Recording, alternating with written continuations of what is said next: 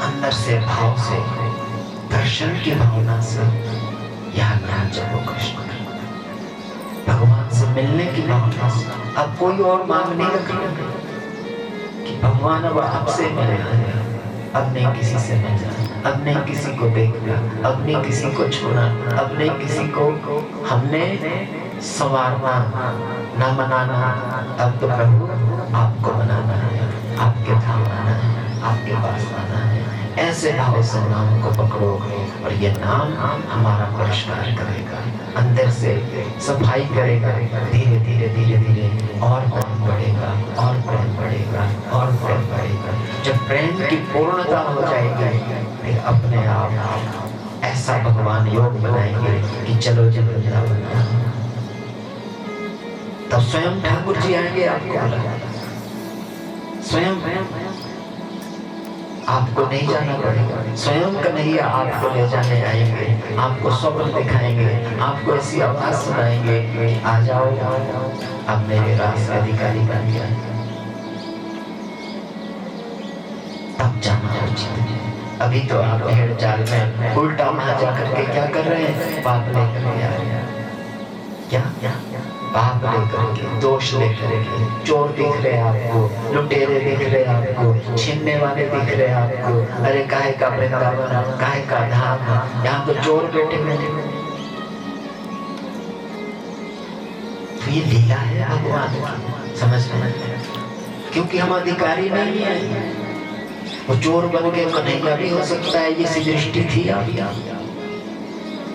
अरे वहां तो दान गली है, मान गली है, ब्रज गोपियों के पास लठ लेकर के ऐसा साफी बांध करके कन्हैया खड़ा होता, गोपियों लाओ इस गली का दान दो मेरे को।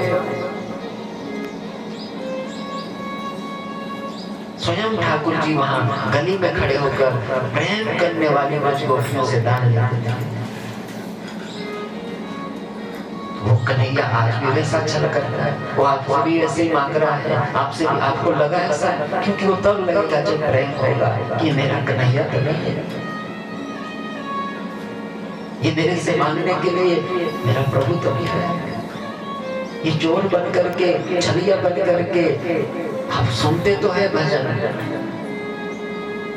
माखन चोर कहा है ना, तो चोरी करने वाला भी वही एक ही तो चोर। तो कब दिखेगा, कब ऐसा भाव आएगा? जब आपके अंदर प्रेम होगा, मिलने की भावना होगी, तब तो आपको चोर में भी कृष्ण दिखेगा। यदि चोर भी दिखेगा ना, उसमें भी कृष्ण मिलेगा आपको, उसमें भी कृष्ण दिखेगा। तो प्रेम जब आओगा तो किससे जगेगा? सत्संग से। यहाँ बैठ करके सुन के जो साधन बताए जा रहे हैं, तैयारी करो, अपने मन को मजबूत बनाओ, ऐसे नाम को पकड़ो, नाम को जपो, तब काम करते हैं। नाचने से नहीं बनेगा, उलझने से नहीं बनेगा, भटकने से नहीं बनेगा, ऐसे भिखारियों की कथा सुनने से भी नहीं बनेगा। जो आपको बोल रहे हैं कथा में नहीं नाचेंगे तो 84 में नाचना पड़ेगा।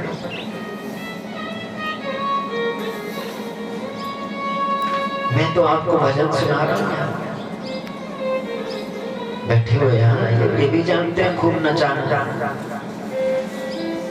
इनको भी सारी कलाएं आती है ब्रज की। मिट्टी नाचती है ब्रजवासी जब गाते हैं ना, मिट्टी नाचने लगती है।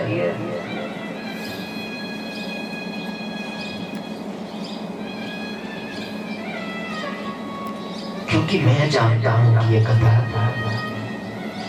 एकाग्रता से सुनने की है, चिंतन की है, नाचने के लिए नहीं है कथा। ये तो गंभीरता से विचार की कथा है।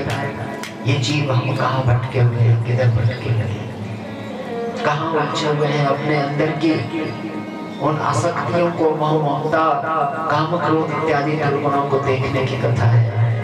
वो कथा में ऐसे दिखेंगे।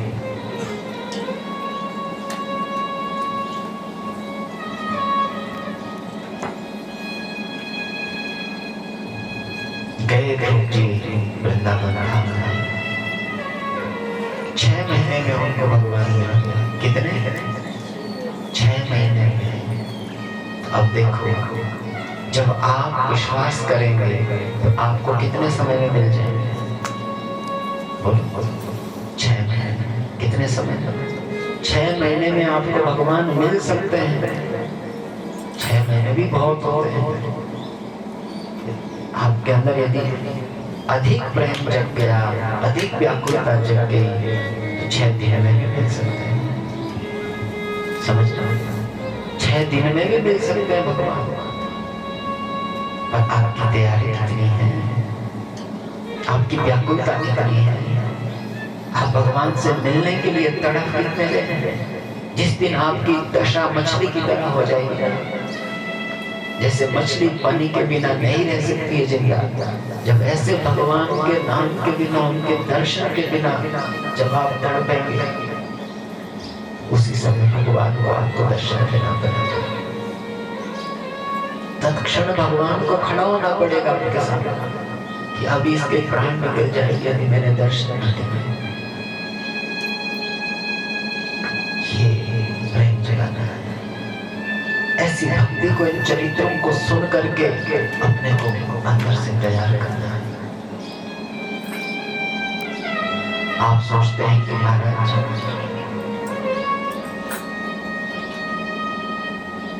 हम तो बड़े पापी हैं, आदमी हैं, हमें भगवान नहीं मिलेंगे। ऐसा नहीं है। अजामिल को देखा है, कितना पापी था। उसने तो अपने घर की सारी संपदा वेश्या को दे दी, चोरी करने लग गया था, नीच कर्म करने लग गया था। थोड़ा सा संतों का संग मिला, केवल एक रात के लिए संग, सत्संग ऐसा फिर भी नहीं हुआ। इस तरह का सत्संग नहीं हुआ। केवल भोजन कराया। क्या संतों को एक रात केवल भोजन पवाया। संत उदार हृदय वाले, उन्होंने देख लिया उसकी सारी जीवन की कि देखो ये ब्राह्मण था, ये जीव कुकर्मों से और शूद्र से भी नीचे गिर गया है। इसका उद्धार कैसे हो, इसका कल्याण कैसे हो? तो उन्होंने भी उसको किससे जोड़ने का प्रयास किया। कथा तो जानते हैं ना आप सब, किससे जोड़ने का प्रयास किया? नाम से। किससे जोड़ने का? कि भाई इसको मैं यदि ऐसे हमेशा ज्ञान देंगे, ऐसा उपदेश देंगे तो ये सुनेगा नहीं हमारी बात। कैसी युक्ति होती है संतों के पास। उन्होंने सीधा सीधा नहीं बोला कि तू नाम जप करना, पूजा करना, पाठ करना, ध्यान करना। बोले नहीं नहीं ऐसा कर। बोले अजामिल तेरी पत्नी करो। बोले हाँ महाराज। बोले इसके जो बेटा होगा ना, उसका नाम क्या रखना? क्या रखना? जोर से बोलो। सो गए। और जोर से बोलो।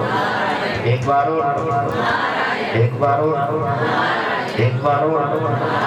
कितनी बार? 4 बार। 4 बार बोला था किसने? अजामिल। तो वहां पर फिर यमदूत आए थे उसको लेकर। कौन आए थे? 4 बार उसने किसका नाम बोला था? मरते समय अपने बेटे का। किसका? मृत्यु के समय अपने बेटे का नाम लेता, नारायण नारायण नारायण नारायण। कितनी बार? 4 बार। उसके सारे पाप खत्म हो गए।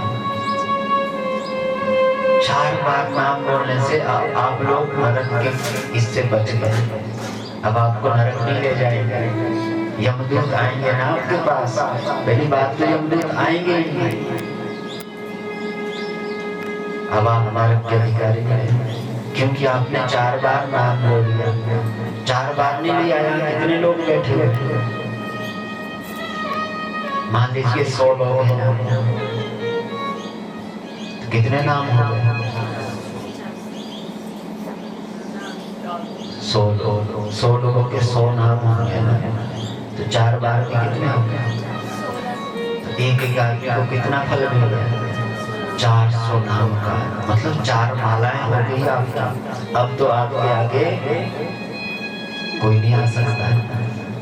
ये होता है सत्संग का, सत्संग में नाम लेने का, सत्संग में कीर्तन का महत्व। यहाँ एक एक चीज फिर बराबर में मिलती है सबको। यदि 1000 लोग हैं तो 1000 नाम का फल एक बार बोलने से। तो इसलिए ऐसे में आना चाहिए, बैठना चाहिए और नाम जप करना चाहिए, क्योंकि वो अनंत गुणा हो जाता है, अनंत फल देने वाला हो जाता है। ऐसे स्थानों में आकर के आपने 4 बार नाम बोल दिया, ये 4 बार का नाम आपको, चाहे आपने कितने भी कुकर्म किए होंगे, आप नरक नहीं जा सकते। ये नाम आपको बचा देगा। तो ये ध्यान रखो इन चीजों पर। भाई हम नरक से कैसे बचे, नरकीय यातनाओं से कैसे बचे।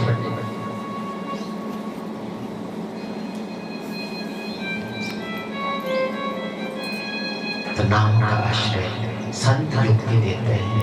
तो अब देखो बेटे का नाम क्या बताया, नारायण बताया। अब आप देखो आपका भी मोह कहाँ होता है, बेटे में होता है, बेटी में होता है, पत्नी में होता है, पति में होता है, माता में होता है, पिता में होता है। तो उनके नाम कैसे रखने चाहिए, भगवान से जुड़े हुए नाम, क्योंकि व्यवहार में आप सबसे ज्यादा ऐसे लोगों का स्मरण करते हैं। अब आप जीवन भर के लिए सोचो जरा, उसने जीवन भर उस काम का, हम मतलब कथा में तो बताते हैं ना कि 4 बार बोला, मरते समय बोला होता, लेकिन जीवन भर भी तो बोला। नारायण इधर आना, नारायण क्या कर रहे हो, नारायण खेत को चल रहे हो, नारायण जल लेके आ जाओ, नारायण आ जाओ भोजन पालो, नारायण कुछ पढ़ रहे हैं कि नहीं, नारायण स्कूल जा रहे हैं। अब दिन में कितनी बार लेंगे आप, कम से कम 100 बार, 100 बार माँ पिता अपने बेटे का नाम ले लेते हैं। कोई आ रहा है आपके पास, चाहे नारायण है भी नहीं आपका बच्चा, आपका बेटा कहाँ है, राम कहाँ है, राम तो स्कूल गया, राम तो दिल्ली में रहता है, राम तो अमुक स्थान में रहता है।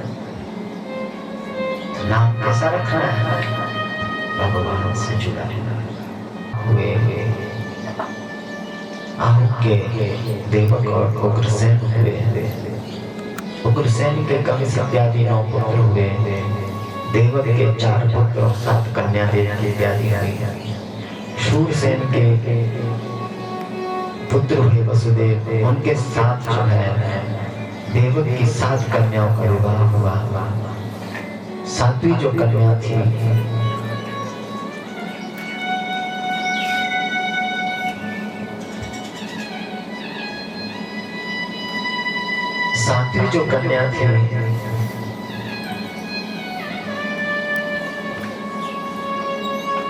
उसका विवाह वसुदेव के साथ हुआ, जिनका नाम देवकी था। उसकी 6 संतानों को कंस ने मार डाला, 7वीं का संकर्षण किया।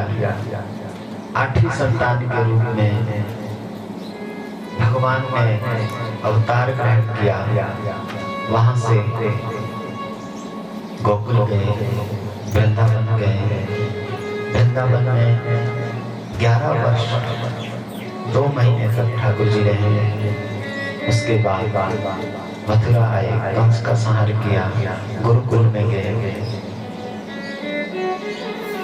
कौरव पांडवों को युद्ध कराया और भगवान अपने धाम को चले। यहाँ 9वां स्कंद संपन्न होता है। बोलिए भागवत भगवान की।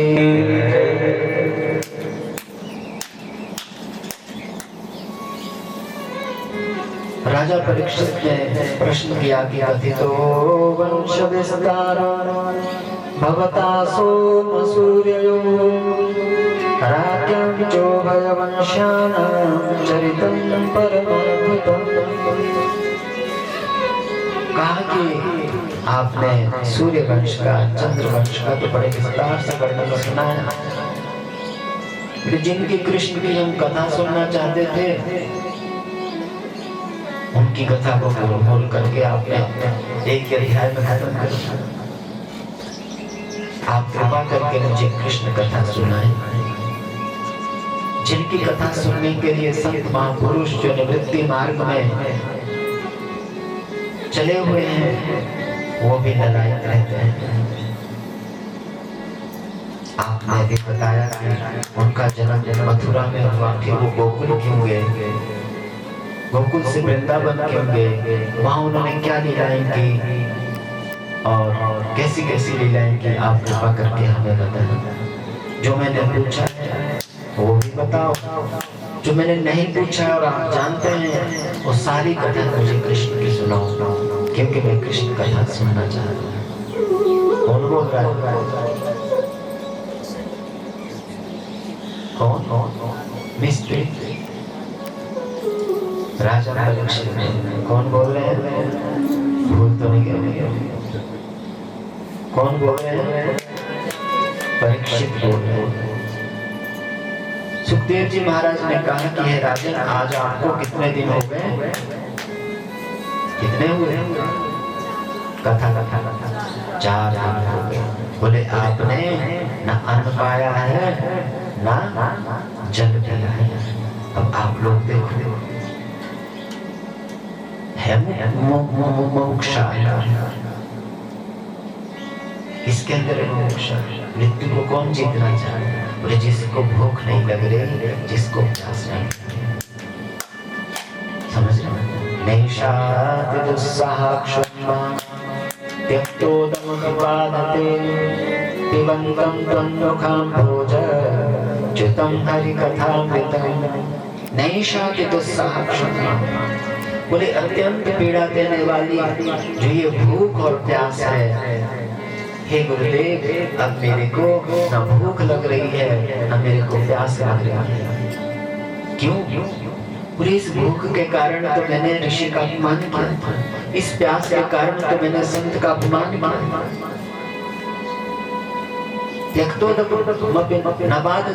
बोले त्याग करने पर भी ये मुझे बाधा नहीं दे रही है। कौन? बोलो सुनाई दे रहा है? कौन नहीं दे रही है बाधा? परीक्षा, भूख और प्यास।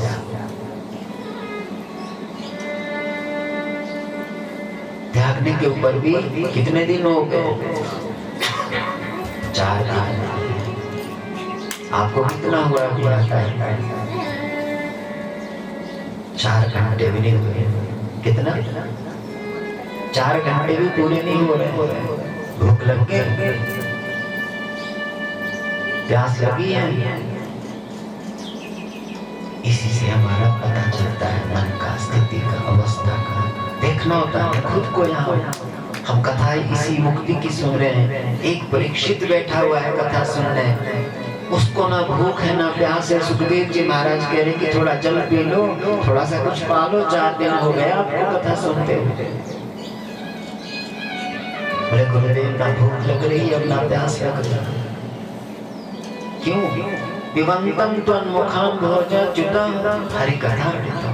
क्योंकि मैं आपके मुखारविंद से जो हरि कथामृत का पान कर रहा हूँ, इससे मेरी भूख भी मिट गई, मेरी प्यास भी मिट गई। इसको कहते हैं मुमुक्षु, इसको कहते हैं साधक, इसको कहते हैं जिज्ञासु, भगवान से मिलने का वाला प्रेमी। जो भगवान कथा सुन करके इतना भाव में आ जाए, इतना भीतर से बह जाए कि अब उसे ना भूख लग रही है ना प्यास लग रही है, उसको कृष्ण से मिलने की उत्कंठा जग रही है, कृष्ण के दर्शन की उत्कंठा जग रही है कि और सुनाओ, और व्याकुल हो, और रोम में, और भाव में आओ में, और तड़फों में, ऐसी कथा सुनाओ, कृष्ण के बारे में बताओ, और क्या महिमाएं उनकी, ये पूछ रहे हैं परीक्षित। इसको कहते हैं साधना, जहाँ भगवान के नाम के प्रति, धाम के प्रति, लीला के प्रति, सत्संग के प्रति और अधिक प्यास जगने लगे, और अधिक प्यास बढ़ने लगे, तब समझना कि अब हम कथा सुन रहे हैं। यदि हमें कथा में रोटी याद आ रही है, दाल सब्जी याद आ रही है, या हमें घर परिवार याद आ रहा है, या हमें घड़ी टाइम याद आ रहा है, तो समझ लो कथा सुन ही नहीं रहे हैं। राजा परीक्षित ने नहीं कहा कि मेरे को 4 दिन हो गए। कौन बोल रहे हैं? सुखदेव जी महाराज उल्टा कह रहे हैं कि आपको कितने दिन हो गए? 4 दिन हो गए। आपने कुछ खाया पिया नहीं है महाराज, थोड़ा पालो कुछ। कह रहे हैं नहीं, मेरी कोई इच्छा नहीं। आप यदि मुझे प्रसाद देना चाहते हैं, आप कुछ मुझे पवाना चाहते हैं, तो मेरे को कृष्ण कथा सुनाओ। अब मेरे को वही भूख है और वही प्यास है, इसी को भक्ति कहते हैं। समझ यह है मुक्ति की जिज्ञासा, इसको कहते हैं पिपासा। मैंने पहले दिन की कथा में बताया था, सूत जी महाराज ने भी यही कहा था। प्रश्न किए थे ना शौनक आदि ऋषियों, उन्होंने यही कहा कि प्रीति शौनक चित्ते थे, कि आपके हृदय में जो ये प्रेम है, बस वो चीज मैन होती है कि हम कथा सुन किस लिए रहे हैं। क्या चाहिए हमारे को कथा सुनने से? ये पूछो। देखो मुक्ति के लिए सुन रहे, भक्ति के लिए सुन रहे, भगवान से मिलने के लिए सुन रहे, भगवान के पास जाने के लिए सुन रहे, इस मृत्यु को काटने के लिए सुन रहे। फिर तो हमारा मन 1 सेकंड 1 मिनट के लिए भी दूर नहीं जा सकता, कोई बाहर की बात नहीं सुन सकता, ध्यान नहीं हो सकता। फिर तो हम कथा से बाहर जाने की इच्छुक नहीं।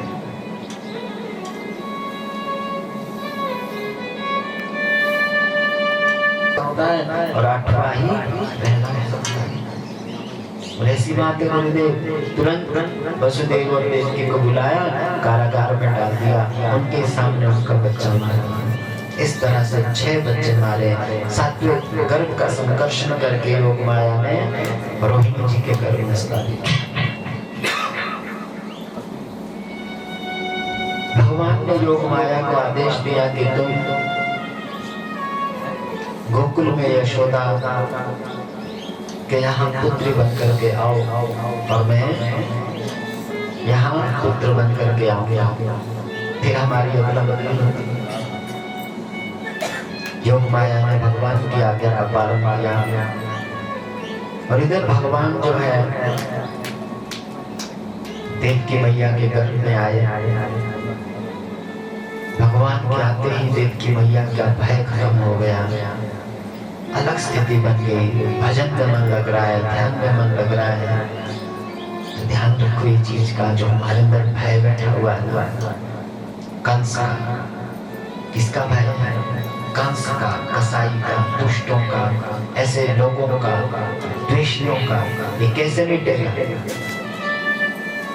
भगवान के भीतर आने से। कैसे मिटेगा? भगवान के हृदय में आने से ये संसार का बाहर का भय अपने आप खत्म हो जाता है। अब देवकी को याद भी नहीं आती है जो मेरा भाई दुष्ट है, स्मरण भी नहीं आता। घंटों ऐसे ध्यान में बैठी रहती है, घंटों ऐसे पूजा में बैठी रहती है, उसे बिल्कुल भय अंदर से निकल गया। क्यों? क्योंकि भगवान उसके भीतर आ गया। तो ये ध्यान रखो, हम लोगों ने सीखनी है चीजें कि अपने अंदर के कंस को, अपने अंदर के भय को, अपने अंदर की हिंसा को, अपने अंदर के पाप को, अपने अंदर के कपट को कैसे निकाले हम बाहर। कैसे निकलेगा वो? भगवान के बैठने से। कैसे निकलेगा?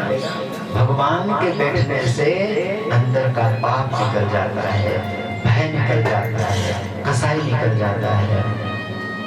9 महीने की अवधि पूर्ण हुई और वो परम पावन बेला काल अनुकूल हो गया, प्रकृति अनुकूल हो गई, चारों तरफ पुष्प खिलने लगे।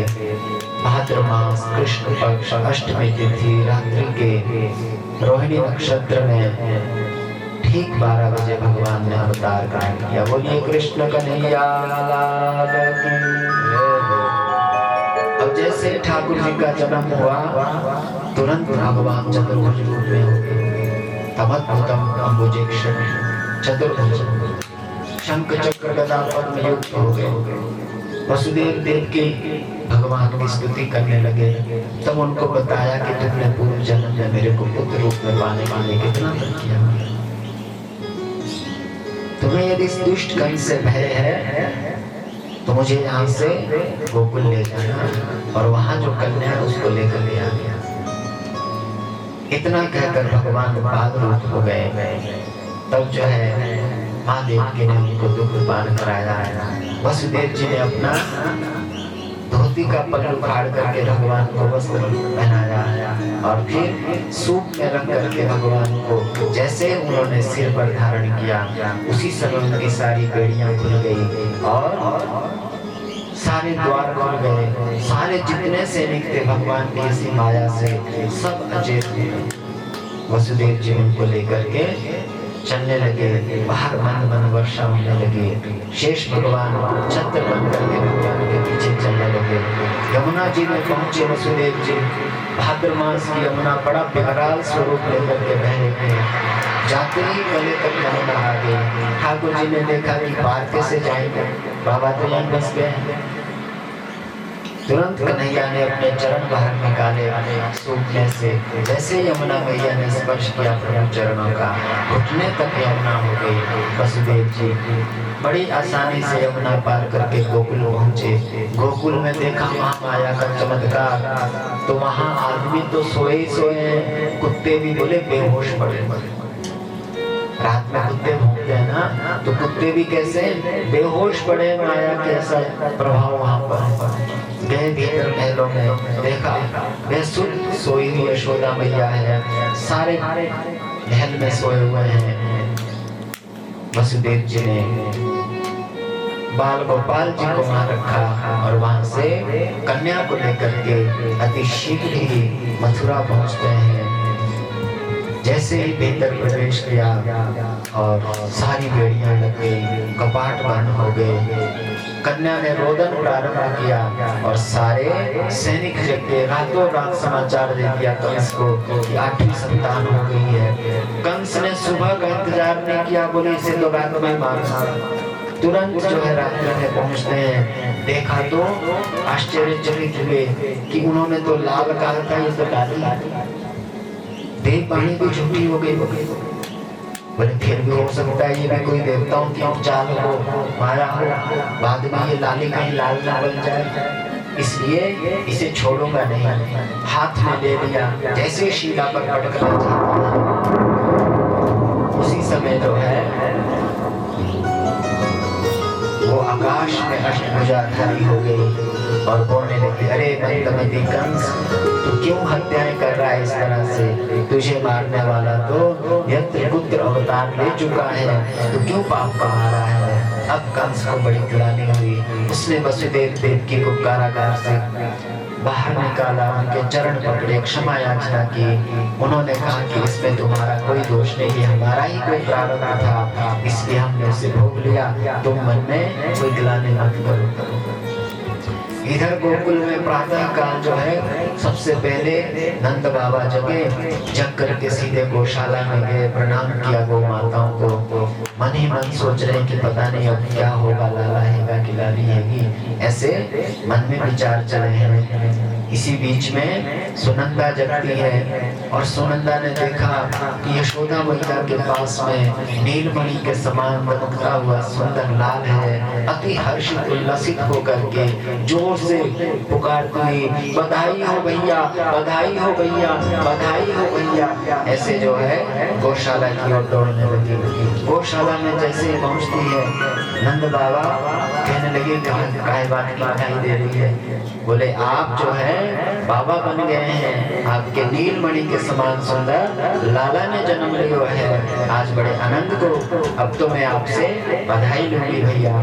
तब नंद बाबा ने तिजोरी की चाबियां निकाली और सुनंदा के हाथ में दी कि जिस समाचार को सुनने के लिए मेरे कान तरस रहे थे बहन, आज बुढ़ापे में तेरे वो समाचार दिया है। यदि त्रिलोकी की संपदा भी मैं तेरे को दूं, तब भी मैं इस समाचार का ऋण नहीं दे सकता हूँ तेरे को। तेरा जो मन हो तिजोरी से तो उतना धन ले ले। हर्षित होकर के सुनंदा जाती है और उसने 9 लखा हार बधाई दी। नंद बाबा अति हर्षित होकर के गए, स्नान किया, सुंदर वस्त्र धारण किए, पगड़ी धारण की, ब्राह्मणों को बुलाया, विद्वान ब्राह्मणों को, और फिर उनके द्वारा जात कर्म संस्कार किया। स्वस्ति न इंद्रो वृद्धश्रवाः, स्वस्ति न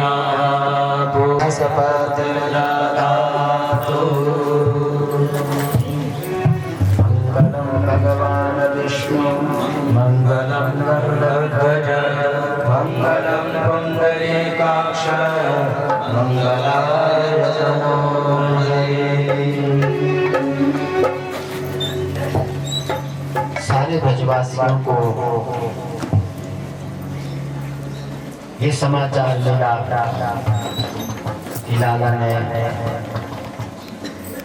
जन्म लिया है, सारे को भोजन हो गया। जोदपत्यादि हेतवे तापत्रय विनाशाय श्री कृष्णाय वयं नमः। वसुदेव सुतं देवं कंस चाणूरमर्दनं देवकी परमानन्दं कृष्णं वन्दे जगद्गुरुं। बर्हापेणं नटवरवपुः कर्णयोर्कर्णिकारं बिभ्रदवास कनककपिशं वेशयन्तीं च मालां। रन्ध्रात् वेणोरदरसुदया पूरयन् गोपवृन्दैर्वृन्दारण्यं स्वपदरमणं प्राविशदगीतकीर्ति। नन्दनन्दनाय नमः। श्रीकृष्ण परमात्मने नमः। सर्वोपचारार्थे गन्धक्षरपुष्पाणि समर्पयामि।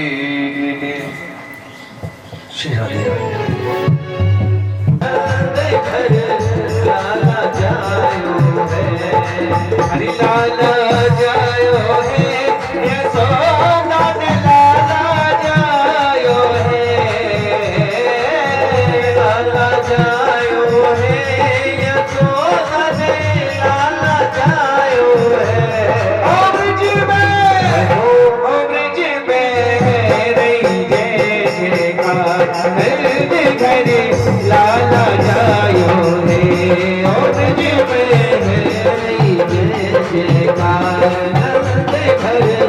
लाला जायो है।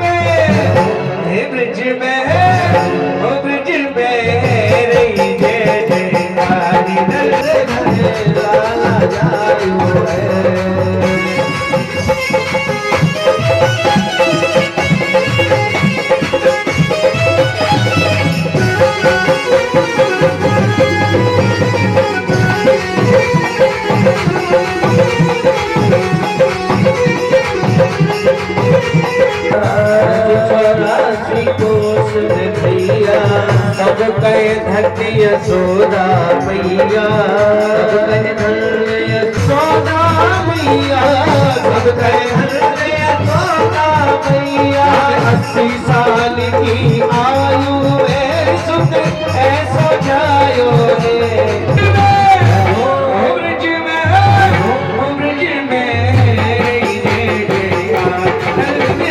लाला जायो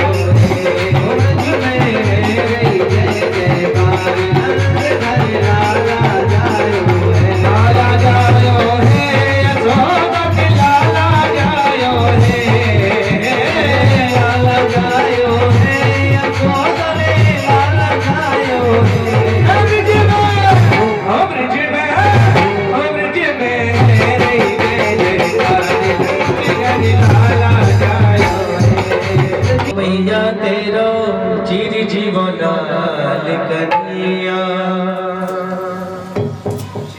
सने वसुधनि लोक सन्य भयसनि अग्नि प्रजां बहुलां करोत्पन्नं भजोरेतो अस्मासु दत्ता।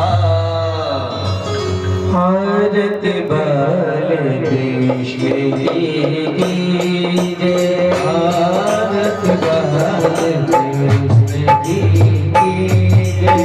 अपनो जन्म सुभग करी जय, अपनो जन्म सुभग करी जय।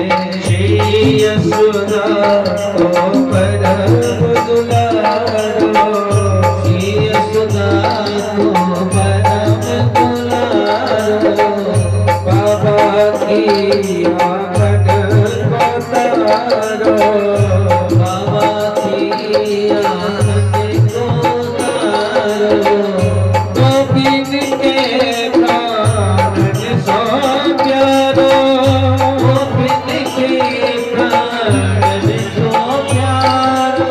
तेरा पर प्राण दुश्मन कीजे, आरती बाल कृष्ण की जय।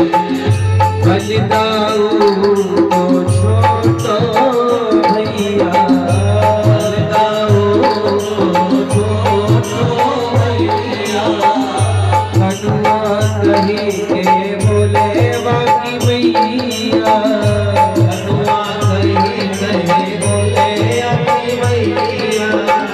परम मुदित बदले बलैया, परम मुदित बदले बलैया।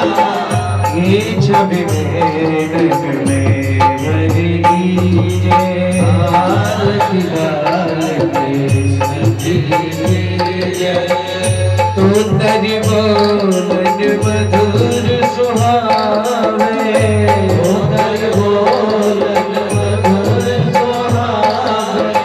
सखट मात केलत सुख पावे, सखट मात केलत सुख पावे। अपनो करी जय, आरती बाल कृष्ण की जय। श्री राधा हरि सुधर कन्हैया, श्री राधा हरि सुधर कन्हैया। ब्रज जग को नवगीत गवैया, ब्रज जग को नवगीत गवैया। देखत ही मन लेत चुरैया, देखत ही मन लेत चुरैया। अपनो सर्वस अर्पण कीजे, भारत बाल कृष्ण की जय। पूर्वरम करुणावतारम, संसारि सारम भुजगेन्द्रहारम। राम सततं हृदयारविन्दे, भवं भवानी चरितं रमामि। हरे कृष्णा हरे कृष्णा, कृष्ण कृष्ण हरे हरे। हरे राम राम राम हरे हरे। ओम जलेना शीतलीकरणं पुष्पे देवतादिवन्दनं, हस्ताभ्याम् आत्मबन्धनं मारातिक्यं ग्रहणं मन्त्रपुष्पाञ्जलि। ओम एकदन्ताय विद्महे वक्रतुण्डाय धीमहि तन्नो दन्ते प्रचोदयात्। ओम नारायणाय विद्महे वासुदेवाय धीमहि तन्नो विष्णु प्रचोदयात्। नाना सुगन्धि पुष्पाणि यथा कालद्भवानि च, पुष्पाञ्जलमया दत्तं गृहाणां परमेश्वरां। साङ्गाभ्यां सपरिवाराभ्यां सयुद्धाभ्यां शक्तिकाभ्यां श्रीराधा कृष्णाभ्यां नमः। मन्त्रपुष्पाञ्जलिं समर्पयामि। वृंदावन बिहारी लाल की, भागवत महापुराण की, वेद व्यास भगवान की जय। जय श्री राधे कृष्ण।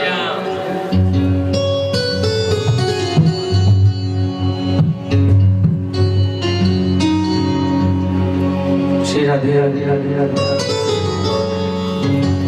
तो चलो देखे हमें नंद घर लाला हुआ, नंद घर लाला हुआ।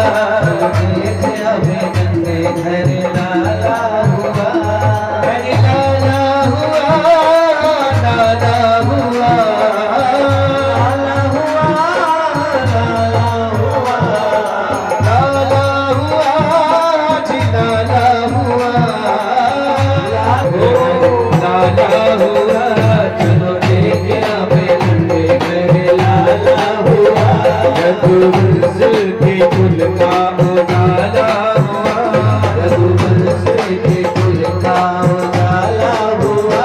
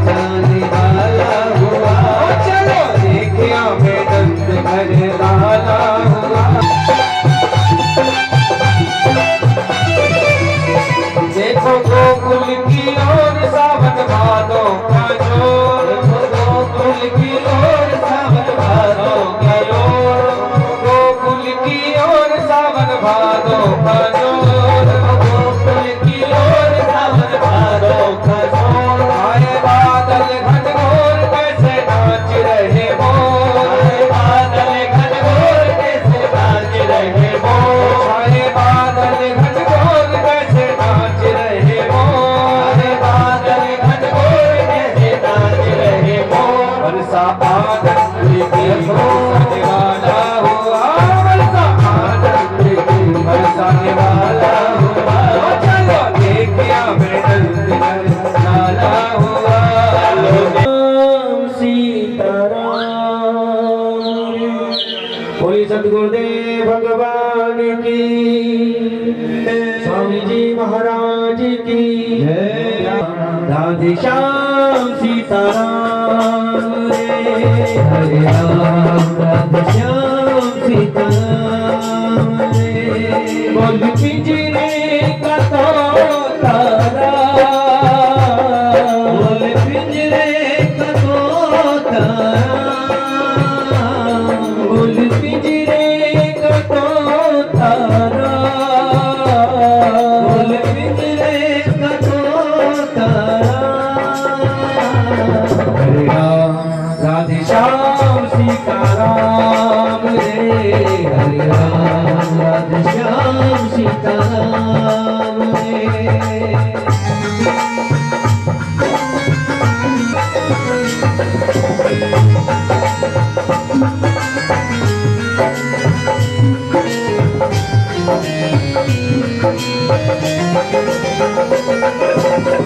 प्रभु की भक्ति सुबह की जैसी माया है कि ढलती शाम, माया है कि ढलती शाम। दुविधा में न हो जाए, माया मिले न तुझको भगत अभिराम रे। हरे राम राधे श्याम सीताराम रे, हरे राम राधे श्याम सीताराम रे।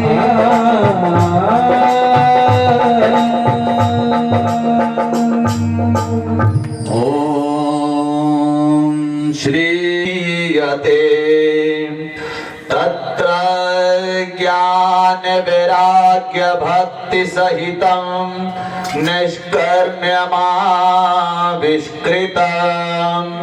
तच्छृण्वन् विपठन् विचारण परो भक्त्या विमुच्यै नरः। वाङ्मय मूर्तये नमः। सर्वोपचारार्थे गन्धक्षतपुष्पाणि समर्पयामि। ॐ पाद्योपाद्यं हस्त्यो अर्घे मुखे आचमनीयं जलं समर्पयामि। सर्वोपचारार्थे गन्धक्षतपुष्पाणि समर्पयामि। माल्यादीनि सुगन्धीनि मालत्यादीनि वे प्रभो मया ऋतानि पुष्पाणि पूजार्थं प्रतिगृह्यताम्। पुष्पमालिकां समर्पयामि। नैवेद्यं निवेद्यामि निवेद्यान्ति पुनराचमनीयं जलं समर्पयामि। प्राणाय स्वाहा अपानाय स्वाहा व्यानाय स्वाहा उदानाय स्वाहा समानाय स्वाहा। मध्ये मध्ये पान्युत्तरा पोषणार्थे जलं समर्पयामि। ऋतुकालोद्भवं फलं समर्पयामि। मुखवासार्थे एलादि लौंग ताम्बलपत्र पूंगी फलं समर्पयामि। कृताया पूजाया साधुगुण्यादि द्रव्यदक्षिणां समर्पयामि। ध्यानार्थे पुष्पाणि समर्पयामि। नमस्करोमि अनेन यथाशक्ति कृतेन पंचोपचार पूजनेन। वाङ्मय मूर्ते प्रियन्तां नेत्र येन त्वया भारत प्रज्वालितो ज्ञानमय प्रदीप। शङ्करं शङ्कराचार्यं केशवं बादरायणं सूत्रभाष्यकृतो वन्दे भगवन्तो पुनः पुनः। ध्यानमूलं गुरुर्मूर्ते पूजामूलं गुरुपदं मंत्रमूलं गुरुर्वाक्यं मोक्षमूलं गुरुकृपा। नारायण नमस्कृत्यं नरं चैव नरोत्तमं देवी सरस्वतीं व्यासं ततो जयमुदीरयेत्। कृष्णाय वासुदेवाय नमः। सर्वोपचारार्थे गन्धपुष्पाणि समर्पयामि। ॐ अग्निर्देवता वातो देवता सूर्यो देवता चन्द्रमा देवता वसवो देवता रुद्रा देवता विद्या देवता मरुतो देवता विश्वे देवा देवता बृहस्पतिर्देव तन्द्रो देवता वरुणो देवता। आराधिक्यं समर्पयामि। जलेन शीतलीकरणं पुष्पे देवतादिवन्दनम्। एकदन्ताय विद्महे वक्रतुण्डाय धीमहि तन्नो दन्ते प्रचोदयात्। ॐ वृषभानुजाय विद्महे कृष्णप्रियाय धीमहि तन्नो राधिका प्रचोदयात्। नाना सुगन्धि पुष्पाणि यथा कालोद्भवानि च पुष्पाञ्जलिमया दत्तं गृहाणां परमेश्वर। साङ्गाभ्यां सपरिवाराभ्यां सयुद्धाभ्यां शक्तिगाभ्यां श्री राधा कृष्णाभ्यां नमः। मन्त्रपुष्पाञ्जलि समर्पयामि। नमः सर्वहितार्थाय जगताधारे हेतवे साष्टाङ्गं प्रणामस्तु प्रतनेन मया कृता। साष्टा नमस्कारं समर्पयामि। वृंदावन बिहारी लाल की जय। भागवत महापुराण की जय। वेद व्यास भगवान की जय। सुखदेव भगवान की जय। जय जय श्री राधे श्याम। सभी भक्तजन अपना स्थान ग्रहण करें।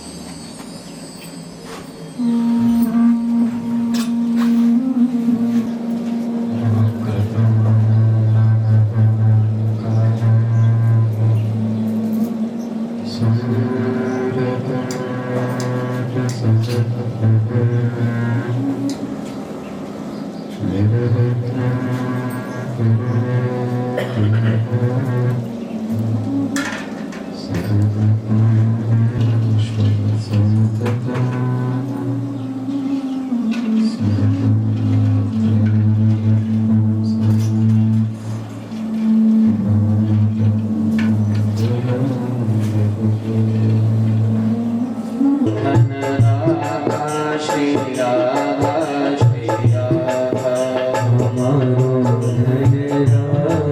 Shri Radha, Shri Radha.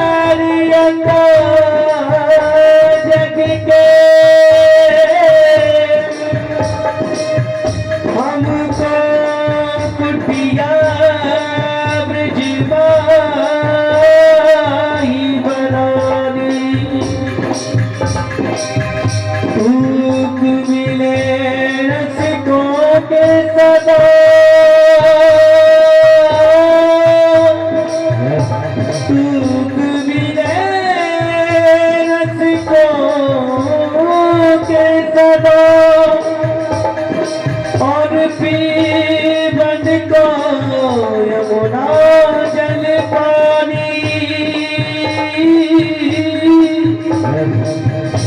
हमें और की परवाह नहीं हमें और की परवाह नहीं अपनी ठकुरानी से राधा रानी अपनी ठकुरानी से राधा रानी अपनी ठकुरानी से राधिका रानी ठकुरानी से राधिका रानी राधे राधे राधे राधे राधे राधे श्री राधे राधे राधे राधे राधे राधे राधे राधे श्री राधे राधे राधे राधे राधे राधे राधे श्री राधे राधे राधे राधे राधे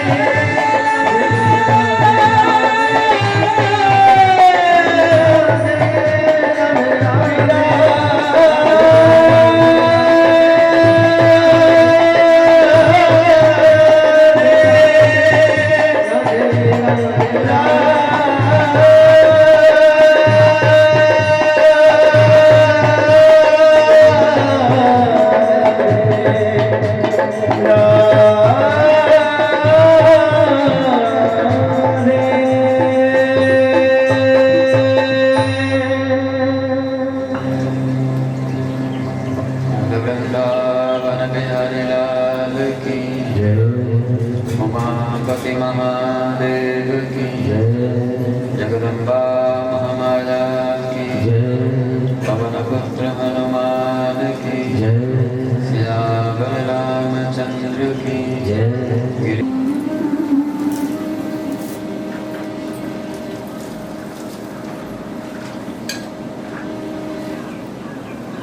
देवादेव कनेक्शन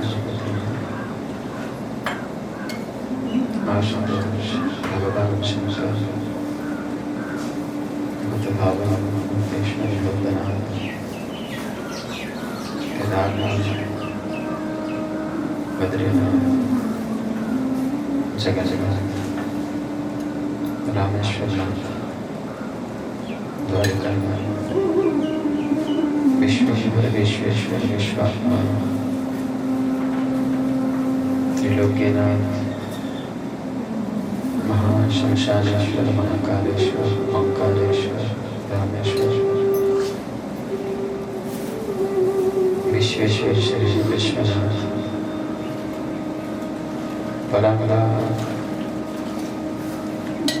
पराकाष्ठे मध्यमा वैखरी स्वरूपम सर्वमंगलां सर्व आनंद प्रदान सौम्य सभद्रम ऐसे परम कारुणिक संग सदा शेष की भावनात्मक उपस्थिति में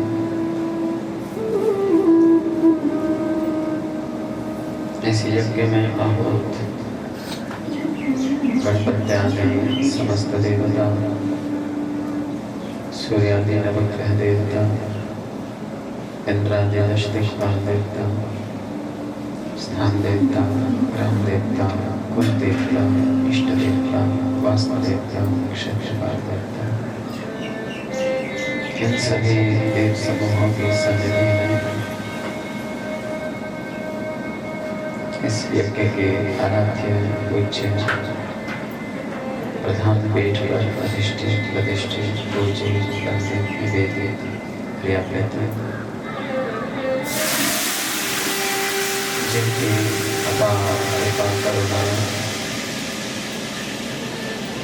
दया से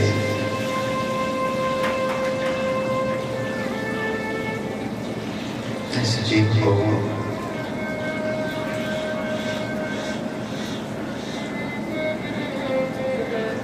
शरणापन्न का कारण नश्वर का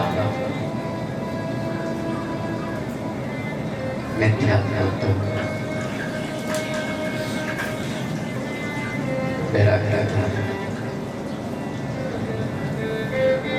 त्याज्य अत्याज्य ग्राह्य अग्राह्य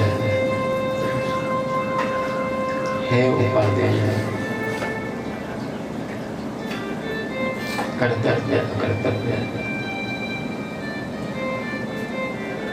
इसका बोध होता है।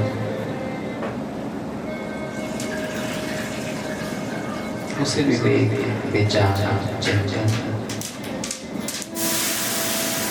एक आत्मा जागृति हुई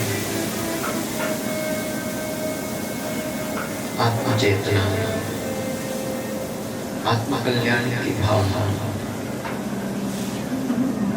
आत्मोन्नति आत्मोत्थान आत्मश्रेय आत्मसमृद्धि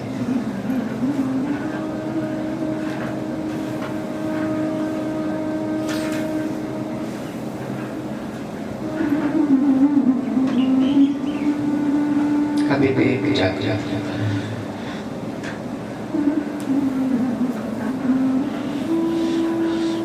सौभाग्य है इस जीव का, एक कृपा है प्रिय प्रियतम की, जिस संसार के अनेक जन्मों से युगों से भटका हुआ ये जीव आज प्रभु की चर्चा श्रवण कर रहा है,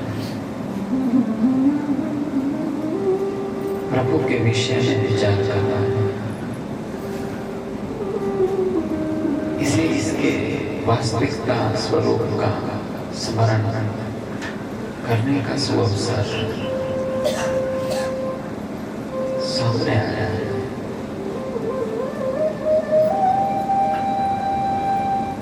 ये जो भूला हुआ है, भ्रम में है, भ्रांति में है,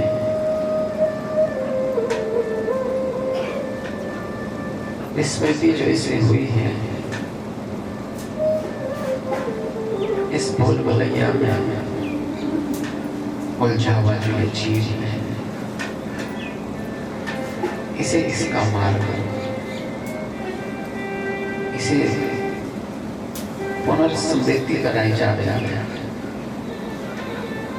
इसे इसका स्वरूप बताया जा रहा है कि तू कौन है, तू कहां से आया है और तुझे कहां जाना है, तेरा जीवन का उद्देश्य क्या होना चाहिए, तुझे अपने जीवन में क्या करना चाहिए। ऐसे विवेक ख्याति प्रभु कृपा से इस जीव को प्राप्त हो रही है।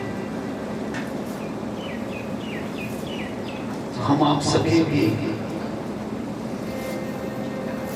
इसी मार्ग में हैं। हम पर भी ईश्वर की कृपा है, प्रभु की कृपा है, इष्ट की कृपा है। चुनाव बैठ करके स्वयं के जीवन को निहार रहे हैं, देख रहे हैं, परख रहे हैं, देख रहे हैं, समझने की, समझाने की चेष्टाएं कर रहे हैं कि कोई जग जाए, कोई उठ जाए, कोई समझ जाए, कोई देख ले, स्वयं को पहचान जाए कि मैं कौन हूँ, जो मैं समझ रहा हूँ क्या ये मैं हूँ, जिसका मुझे बड़ा अभिमान है, क्या ये मैं मेरा स्वरूप हूँ। ये चेतना हम 4 दिनों से इसी पर हमने श्रवण किया, इसी पर हमने चर्चाएं की, इसी विषय के लिए हमने 4 दिन लगाए, क्योंकि हमारी एक ही इच्छा थी, मन में आकांक्षा थी, कथा सुनने का उद्देश्य था, कथा कर कहने का उद्देश्य था, हमारे महापुरुषों का भी एकमात्र उद्देश्य था कि इस जीव में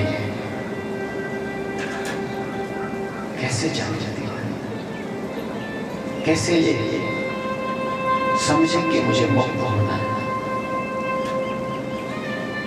हम लोगों ने मुक्ति की कथा सुनी, और हम लोगों को इस कथा के माध्यम से मुक्ति के उपाय बताए।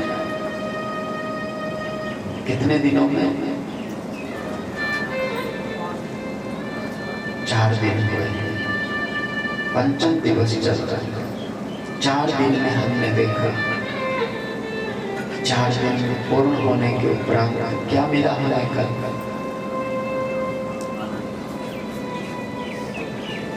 बोलो बोलो, लास्ट में क्या मिला हमें कल?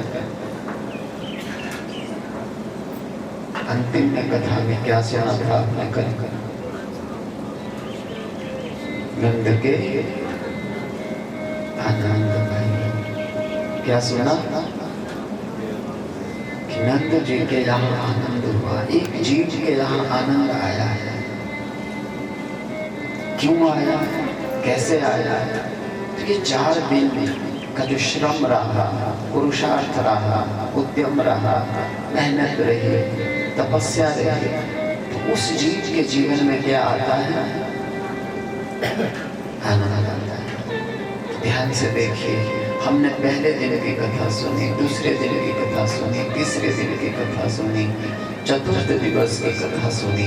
तो ये 4 दिन साधना है, संयम के हैं, प्रतीक्षा के हैं, शम के हैं, दम के हैं, ये श्रद्धा के हैं, विश्वास को जगाने के हैं।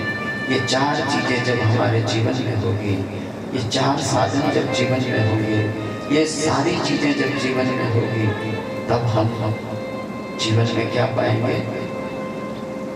बोलो बोलो, आनंद। तो हम उसी को तो चाहते हैं,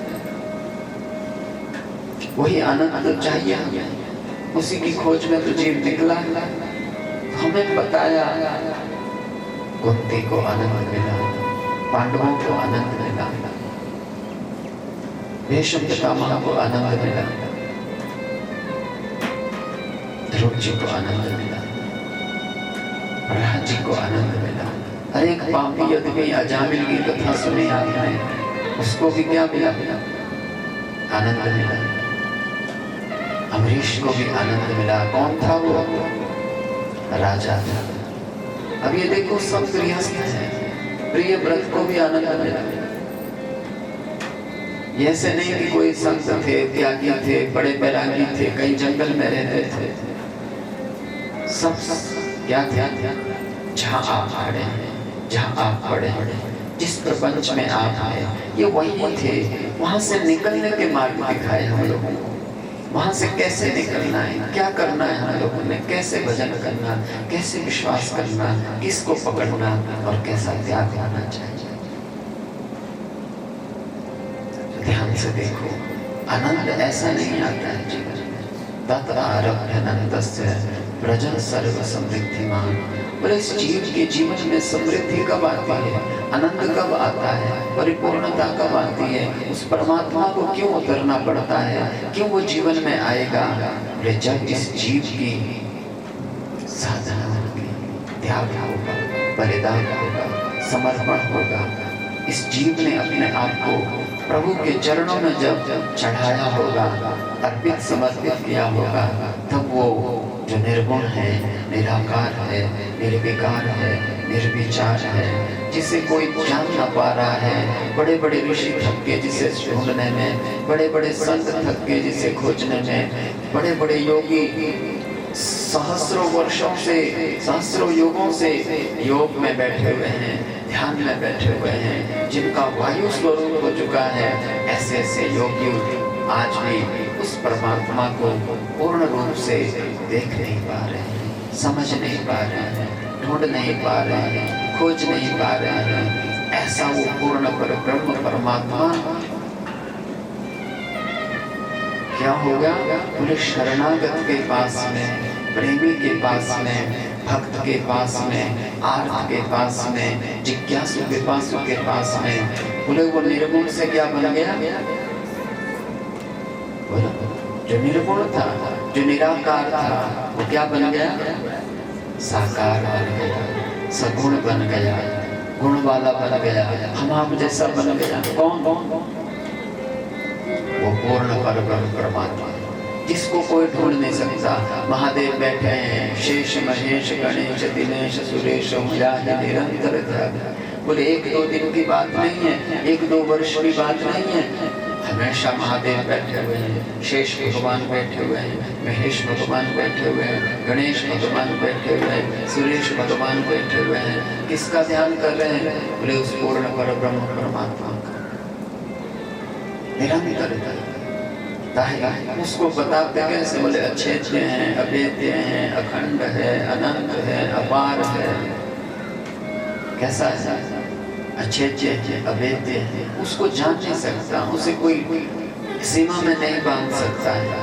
बोले ऐसा जो निर्मल था, निराकार था, निर्विकार था, निर्विचार था, वो कैसा हो गया? बोले प्रेमियों के वश में आ गया, भक्तों के वश में आ गया, शरणागतों के वश में आ गया।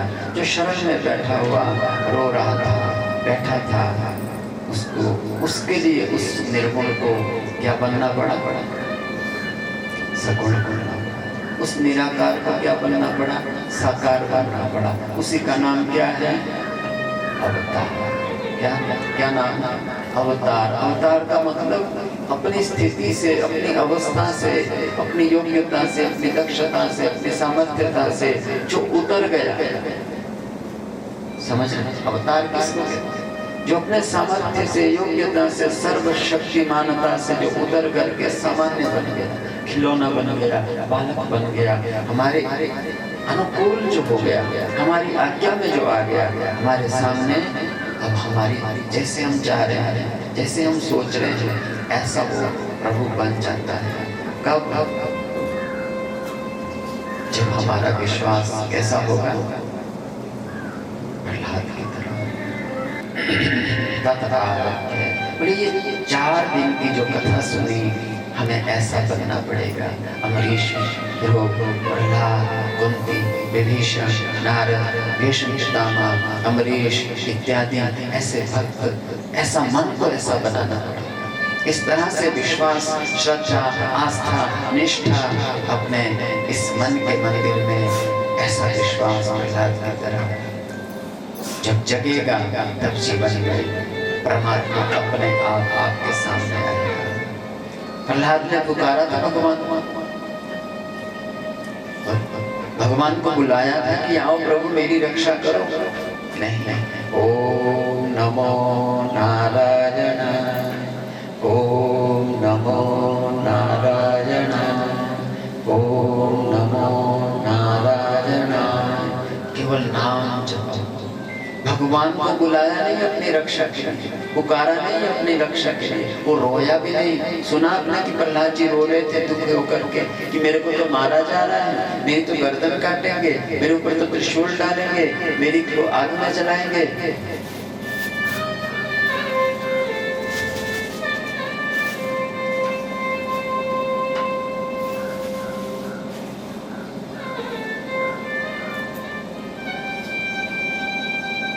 हाँ, यदि रोया होगा तो प्रेम में रोया होगा, भक्ति में रोया होगा, प्रीति में रोया होगा, दर्शन की अभिलाषा में रोया होगा, दुख के कारण नहीं। मुझे कोई कष्ट दे रहा है, मेरे को कोई पीड़ा दे रहा है, मेरे को कोई मार रहा है, इसलिए प्रहलाद जी नहीं रोए।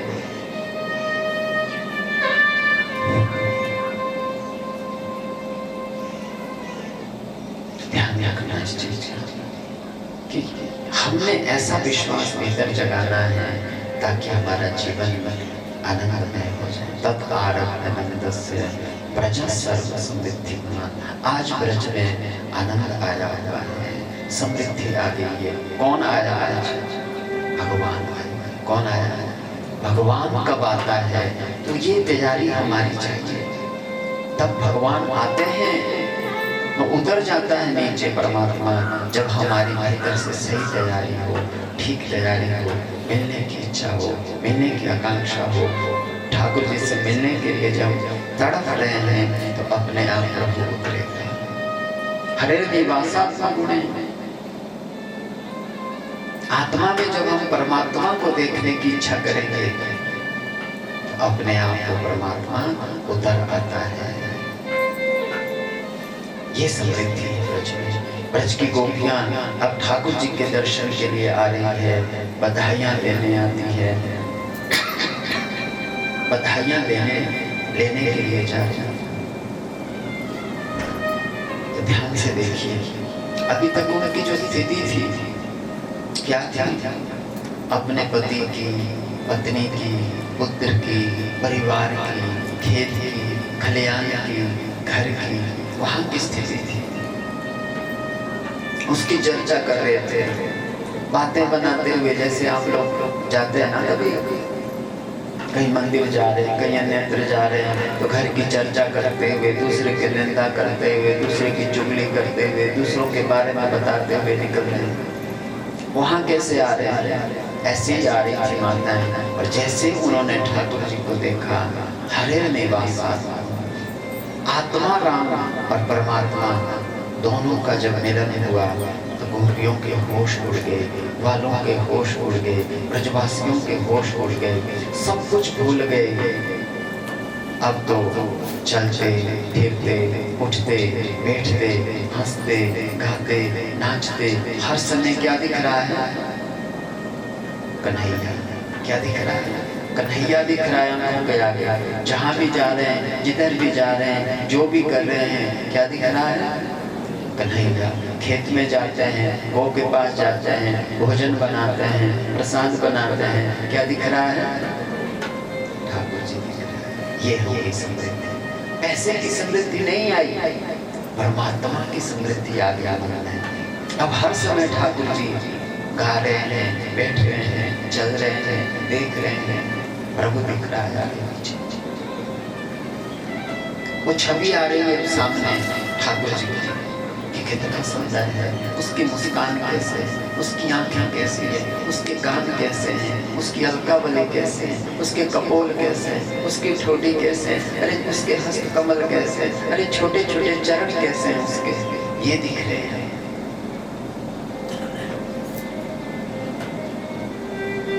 अब भाव जग गए अंदर से। क्या जग गए?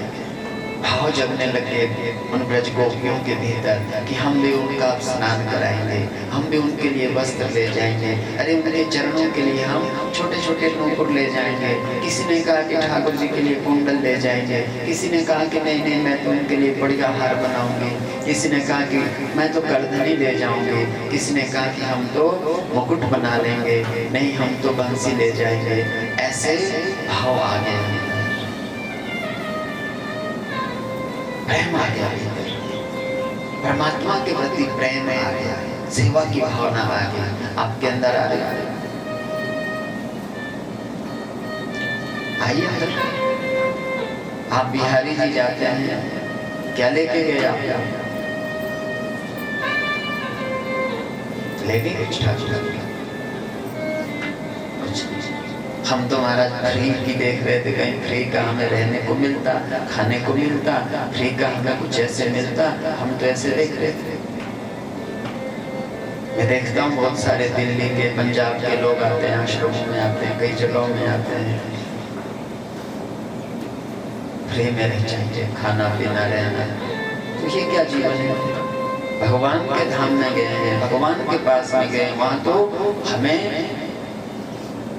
लुटाना चाहिए, कुछ प्रभु के लिए ले जाना चाहिए, कुछ भेंट लेके ले जाना चाहिए कि ठाकुर जी हमारी ये कुछ भेंट आपके लिए। वो प्रेम है भगवान, ये दिल उसका भूखा नहीं है, ना आपका धन चाहिए उसको, ना उनको आपका संपत्ति चाहिए, वो तो भाव देखता है।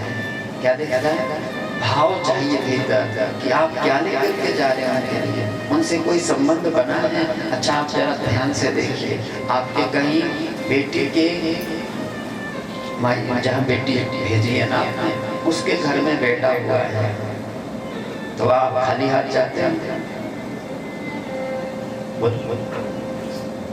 क्या लेकर जाए? भांजे के लिए कुछ लेके जाए, अलग अलग चीज। मामा क्या दे रहा है,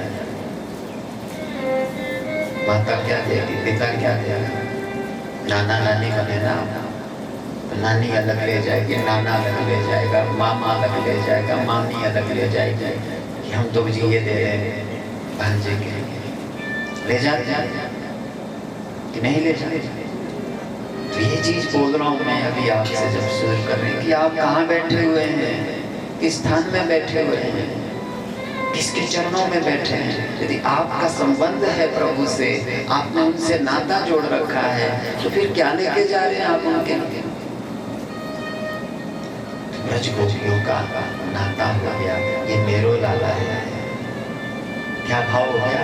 ये हमारा बेटा है, हमारा कन्हैया है। अब तो मैया से लड़ने लग जाती है कि तू चुपचाप बैठ जा, ये तेरे भाग्य से नहीं जन्मा है। हमने भी व्रत किया था, हमने भी तेरे घर में संतान के लिए एकादशी का व्रत किया था। ये हमारो भी उतना ही लाला है जितना तेरे। झगड़ जाती है मैया के साथ, लायदा हम सेवा करेंगे या क्या? सारी गोपियां मिल करके कन्हैया का स्नान कराती। अरे मैंने तो वस्त्र लाए हैं, मैंने तो बड़ी सुंदर धोती लाई कन्हैया के लिए, अरे मैंने मुकुट लाया है, मैंने तो हार लाया है, मैंने तो करधनी लाई है, मैंने तो सुंदर सुंदर स्वर्ण रत्नों से जड़ित कंगन लाए हुए हैं। तो सब अपना श्रृंगार कर रही है। तो किसका श्रृंगार हो रहा है? परमात्मा का, भगवान का। तो ये है प्रेम, इसको कहते हैं आत्मा भाव। कि अंदर से जब हम परमात्मा से जुड़ते हैं, उस सेवा को भगवान स्वीकार करते हैं। उस सेवा से भगवान हमें क्या देंगे? धन देंगे नहीं, प्रेम देंगे। क्या देंगे? हमें प्रेम देंगे, हमारा विश्वास बढ़ाएंगे, हमारी श्रद्धा को बढ़ाएंगे, हमारे भीतर की आस्था को और अधिक मजबूत करेंगे, और अधिक व्याकुलता लाएंगे, और अधिक अंदर से हमारे को अपने प्रति प्रीति को बढ़ाएंगे। अब ब्रज गोपियों की पहले तो एक बार गई थी बधाइयाँ लेने, बधाइयाँ देने, और अब क्या स्थिति हो गई कि अब सुबह भी जा रही है। सुबह 4 बजे उठ करके एक दिनचर्या बन गई उनकी। ठाकुर जी के पास जाना है, उनका श्रृंगार स्नान कराना है, उनका स्पर्श पाना है, फिर लौट के आना है, फिर गृह कार्य को प्रारंभ करके फिर दोपहर तक सारा काम जल्दी जल्दी निपटा के घर का, या कहाँ जाएंगे दोबारा? कन्हैया के दर्शन के लिए जाए, कन्हैया के लिए कुछ प्रसाद लेकर जाए। दोपहर को फिर पहुंचे, फिर दोपहर का समय पूरा होकर के फिर लौट आती है। फिर सायंकाल में जल्दी जल्दी कार्य निपटा करके फिर एक दर्शन कब करती है? सायंकाल में। तो कितने समय हो गए? 3 टाइम। तो ये देखो दिनचर्या बताई जाए, क्या बताई जाए?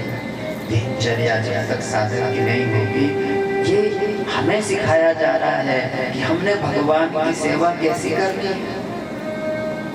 वो कोई गोपियां जो वहाँ हैं, ग्वाल जो वहाँ हैं, सखा जो वहाँ हैं, वो कोई सामान्य नहीं, वो तो बड़े बड़े संत हैं, बड़े बड़े मुक्त पुरुष हैं। वो तो सेवा के लिए वहाँ आए हुए हैं। और हम आप जैसे भटके हुए प्राणियों को हमें सिखा रहे हैं कि जीवन की समृद्धि क्या है, जीवन में शांति कैसे आएगी, जीवन में उन्नति कैसे आएगी, जीवन में उपलब्धि कैसे आएगी।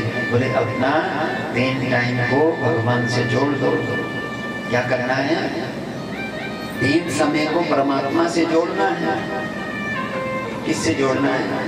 प्रभु से 3 टाइम, सुबह का, दोपहर का और सायंकाल। 3 टाइम कम से कम साधक को 4 बजे से सुबह से सूर्य उदय तक भजन करना चाहिए। रात हो रहा है, कंस ने भेजा किसको? पूतना। कैसी है? बोले बाल खाते नहीं। पूतना किसको कहते हैं? जो पूत नहीं है, पवित्र नहीं है, शुचि नहीं है, निर्मल नहीं है, जो अपवित्र है, जिसका संकल्प हिंसा का है, पाप का है, कपट का है, छल का है, धोखे का है। बाल घातनी बोले जो बालकों की हत्या करने वाले। अब ध्यान से देखिए, ये बाल क्या चीज है हमारे अंदर?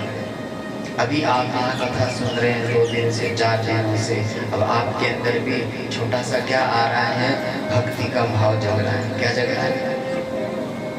भक्ति का भाव आ रहा है अंतर मन में। नहीं जी, अब हम भी निरंतर भजन करेंगे, तीनों टाइम हम भी अब ठाकुर जी की पूजा करेंगे, भोग लगाएंगे, सेवा करेंगे। अब हम भी नाम जप करेंगे रोज, हरे कृष्ण कृष्ण कृष्ण हरे हरे, हरे राम राम राम हरे हरे। ऐसे भाव का अंकुर अभी अंदर आया है लोगों के कथा सुन करके। अब क्या होगा कि आसुरी वृत्ति वो सूक्ष्म रूप से हमें देख रहे होते हैं, ये माया हमें देख रही है कि ये जीव अब निकलना जा रहा है, ये भगवान की ओर जा रहा है, ये अध्यात्म में आगे बढ़ रहा है, इसको किस तरह से हम कष्ट दें। तो पूतना किसे कहते हैं? माया। किसको कहते हैं? माया ही पूतना है, अविद्या ही पूतना है, ये छल ही पूतना है। काम के रूप में, क्रोध के रूप में, लोभ के रूप में, मोह के रूप में, अहंकार के रूप में, विषयों के रूप में, वासनाओं के रूप में ये हमारे जीवन में आती है, साधक के जीवन में आएगी। स्त्री का रूप भी बना सकती है, पुरुष का भी बना सकती है, धन के रूप में भी आ सकती है, किसी बड़े पद के रूप में भी आ सकती है, किसी अन्य रूपों में भी हमारे सामने झूठ के रूप में, कपट के रूप में, छल के रूप में, निंदा के रूप में, चुगली के रूप में, ईर्ष्या के रूप में, द्वेष के रूप में, इसके अनेक रूप। कितने?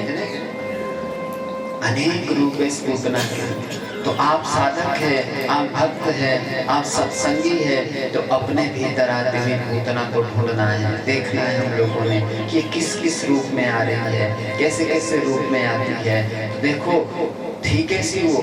राक्षसी थी। कैसी थी? उसका संकल्प कैसा था? हिंसा का था, बालकों की हत्या करने वाली। और आई कैसे वो? सुंदरी बनी। कैसे आई? बड़ी सुंदर बन करके आई।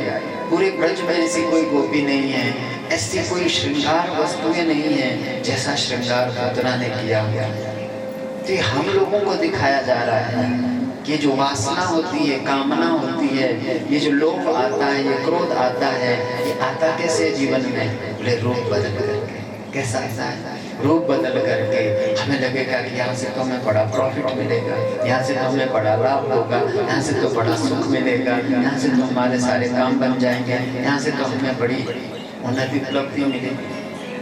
तो ध्यान रखना, यदि आप अपनी समृद्धि चाहते हैं, आप अपने जीवन को सफल बनाना चाहते हैं, आप अपने जीवन को सार्थक करना चाहते हैं, तो क्या करना?